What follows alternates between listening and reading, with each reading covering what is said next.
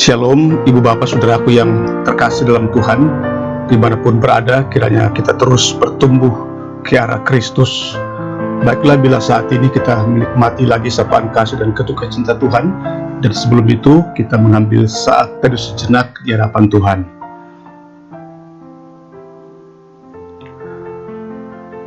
Ya Tuhan, ya Allah kami, sekarang kami hendak mendengarkan firman-Mu. Ya Roh Kudus, mampukan kami, karuniakan kami pikiran-pikiran rohani, agar di saat kami baca firman Tuhan, hati kami makin dibawa lebih dekat kepada Tuhan. Ampuni dosa kami, di dalam nama Tuhan Yesus kami berdoa. Amin. Saudara, kita mendengarkan satu pengajaran firman Tuhan pada saat ini. Kalau satu tema pengajaran yang mengatakan mengasihi Allah, diambil dari Yakobus pasal 1 ayat 12 yang mengatakan, berbahagialah orang yang bertahan dalam pencobaan, sebab apabila ia sudah tahan uji, ia menerima mahkota kehidupan yang dijanjikan Allah kepada barang siapa yang mengasihi Dia. Saudaraku yang terkasih dalam Tuhan, Yakobus menggunakan satu kata yang sangat penting, yaitu mengasihi.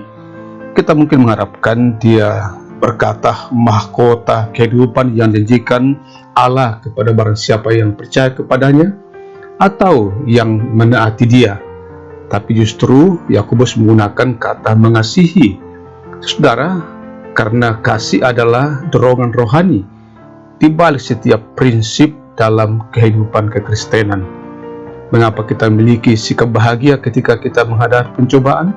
Karena kita tahu bahwa Allah mengasihi kita dan Ia mengasihi kita, dan Ia tidak akan menyakiti kita. Mengapa kita memiliki pikiran yang mengerti?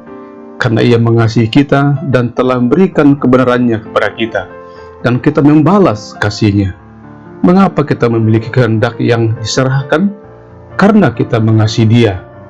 Di mana ada kasih, maka akan ada penyerahan dan ketaatan.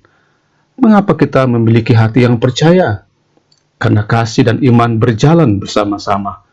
Apabila kita mengasihi seseorang, kita pasti akan mempercayai dia, dan kita tidak ragu-ragu meminta pertolongannya. Karena kasih merupakan dorongan rohani yang begitu kuat. Saudara, kita masih ingat tentang kata penyapihan. Anak yang mengasihi ibunya dan merasa yakin bahwa ibunya mengasihi dia akan dapat melewati masa-masa penyapihan itu dan mulai tumbuh menjadi dewasa. Orang Kristen yang mengasihi Allah dan yang mengetahui bahwa Allah mengasihinya tidak akan menjadi berantakan ketika Allah mengizinkan berbagai-bagai pencobaan itu datang. Kita akan aman di dalam naungan kasih Allah. Mari kita berdoa. Ya Tuhan, ya Allah kami mengucap syukur kepadamu untuk banyak hal yang Tuhan berikan kepada kami hari ini. Berterima kasih kepadamu karena orang-orang yang telah memberi kami semangat dan kegembiraan, kepada orang-orang yang memberi kami teguran nasihat, memberi kami pertolongan di berbagai keadaan dalam kehidupan kami. Kami mengucap syukur kepadamu karena kami dimampukan menghadapi setiap pencobaan dan bisa merasakan dan mengalami kasih Tuhan di balik setiap perjuangan kehidupan kami.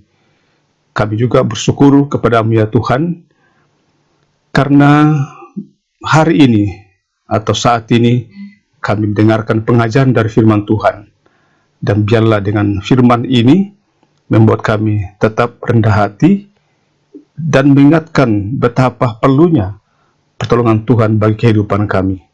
Betapa pentingnya kami saling mendoakan, dan karena itu kami berdoa buat saudara kami yang sakit, yang berduka cita. Perjuangan kami melewati masa-masa pandemi COVID-19 ini, kami percaya kami aman dalam dekapan kasih Tuhan. Dan karena itu Bapak yang terkasih dalam Tuhan, dimanapun saudara berada, dalam keadaan apapun, mari saat ini membuka hati di hadapan Tuhan dan menerima berkat daripadanya. Tuhan memberkati engkau dan melindungi engkau. Tuhan menyinari engkau dengan wajahnya dan memberi engkau kasih karunia. Tuhan menghadapkan wajahnya kepadamu dan memberi engkau damai sejahtera. Amin. Tetaplah mengasihi Tuhan, karena kasih merupakan dorongan rohani yang begitu penting dalam kehidupan kita. Soli Deo Gloria.